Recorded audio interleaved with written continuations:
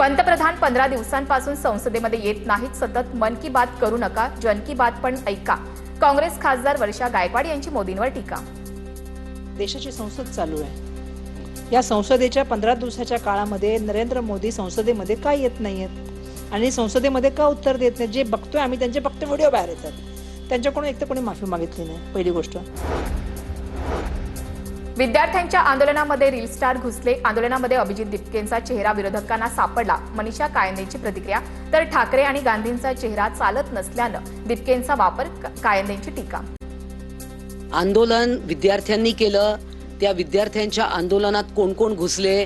Reel star घुसले, अश्लील वर्तन करणारे तरुण मुलं मुली घुसले. जे खरोखरच नीट बाधित मुलं होती ती किती होती? या आंदोलनाच्या आड अभिजित दिपके नावाचा एक चेहरा विरोधकांना सापडला. कारण यांचे कोणाचे आता चेहरे चालत नाहीये देशामध्ये.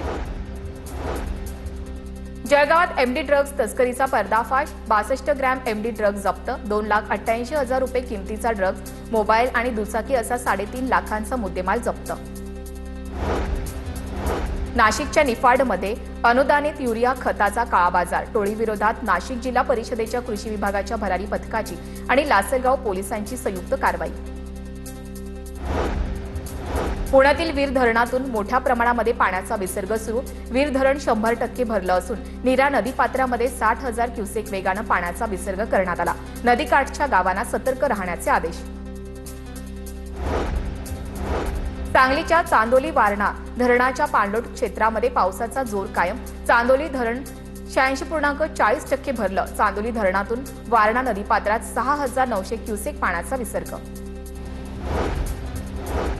जळगावच्या एरंडोल तालुक्यातील अंजनी धरण 100% भरलं. धरणातून नदीपात्रामध्ये मोठ्या प्रमाणामध्ये पाण्याचा विसर्ग.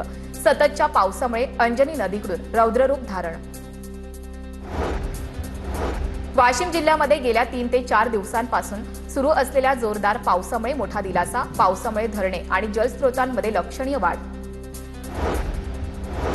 चंद्रपूरमधील राजनगर, सहारा पार्क, आरवड भागामध्ये पुराचं पाणी शिरलं. आपत्ती व्यवस्थापन दलाच्या जवानांकडून बचाव कार्य सुरू. इरई नदीनं पात्र सोडलं असून अनेकांच्या घरामध्ये पाणी शिरलं. चंद्रपूर जिल्ह्यामध्ये वर्धा नदीला पूर आल्यानं इरई आणि झरपट नद्या दुथडी भरून राजनगर परिसरामध्ये पुराचं पाणी शिरल्यानं रेस्क्यू टीमकडून नागरिकांना सुरक्षित बाहेर काढण्याचं काम सुरू.